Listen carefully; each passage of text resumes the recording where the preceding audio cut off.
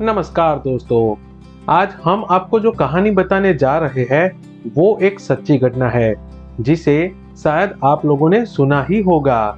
तो चलिए शुरू करते हैं। कहानी का नाम है अनोखी मदद। मनोज नाम का एक इंसान था जो खुद का बिजनेस करना चाहता था।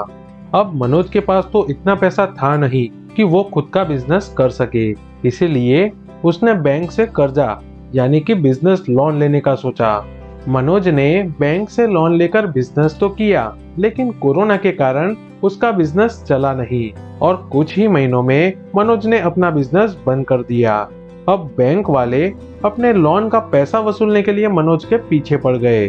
कई बार तो समय से लोन ना चुकाने पर बैंक के गुंडों ने मनोज को बहुत पीटा।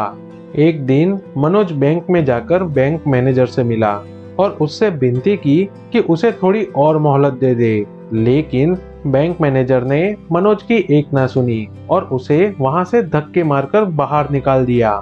मनोज ने सोचा कि यदि वो बैंक में से कर्जा लेने वाली बात गांव में अपने माता पिता को बताएगा तो उन्हें गहरा सदमा पहुंचेगा और वो जीते जी मर जाएंगे। इसीलिए मनोज ने आत्महत्या करने का फैसला लिया। आत्महत्या करने से पहले मनोज एक बगीचे में गया और आंखें बंद करके अपनी बिताई हुई जिंदगी के बारे में सोचने लगा। जब बगीचे में बैठकर मनोज कुछ सोच रहा था, तभी वहां एक भिखारी आके उसके पास बैठ गया। फटे हुए कपड़े और लंबे बालों वाले उस भिखारी को देखकर मनोज ने आंखें खोली और उससे पूछा कि आप कौन हो? मेरे पास आपको देने के लिए कुछ भी नहीं है। उस भिखारी ने मुस्कुराते हुए कहा, मैं विजय मल्होत्रा हूँ। तुम यहाँ बैठकर क्या सोच रहे हो? मनोज ने सोचा कि आज शाम तो मरना ही है, तो इस भिखारी के सामने अपना दुख छुपाने से क्या फायदा। इतना सोचकर मनोज ने अपने कर्जे की सारी बात उस भिखारी को बता दी। मनोज की पूरी बात सुनने के बाद उस भिखारी ने अपनी आधी फटी हुई पैंट की जेब से चेकबुक निकाली और मनोज के हाथ में एक चेक थमाते हुए वो भिखारी बोला, इस चेक में जितनी चाहे उतनी रकम भर लो और चुका दो अपना सारा कर्जा।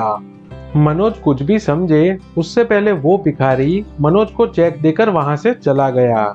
मनोज चेक लेकर तुरंत बैंक मैनेजर के पास गया और मैनेजर को चेक देते हुए बोला, सर, मैं अपना सारा कर्जा भरने के लिए तैयार हूँ।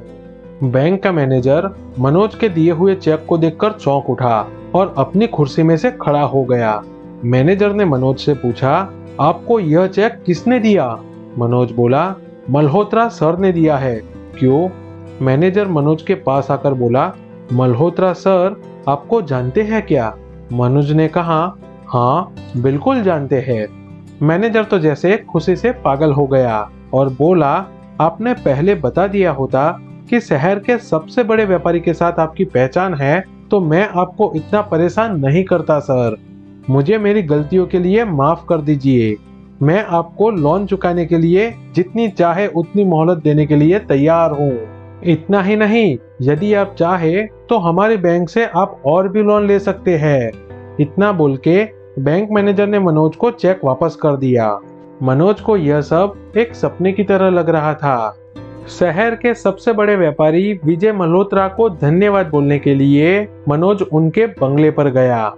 मनोज के मन में एक सवाल बार बार उठ रहा था कि विजय मल्होत्रा यदि इतना बड़ा व्यापारी था तो वो फटे कपड़े पहनकर भिखारियों की तरह क्यों घूम रहा था। मनोज विजय मल्होत्रा के घर पहुंचा। बड़ा सा बंगला और काफी सारी गाड़ियां एवं नौकर चाकर देखकर मनोज के होश उड़ गए।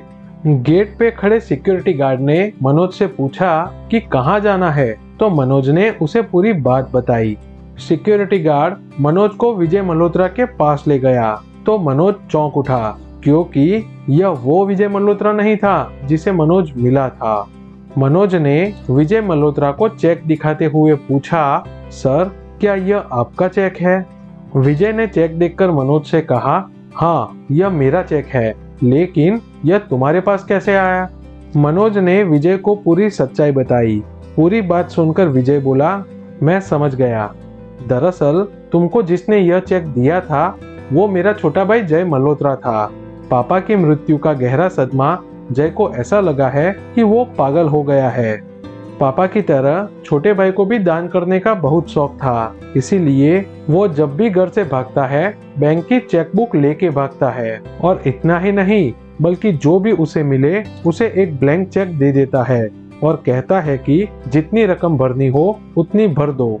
उसकी ऐसी हरकतों से परेशान होकर मैंने बैंक में से उसकी चेकबुक कैंसिल करवा दी है। तुम्हारे हाथ में जो चेक है अब वो किसी काम का नहीं है मनोज। इतना बोल के विजय मल्होत्रा वहां से चले गए।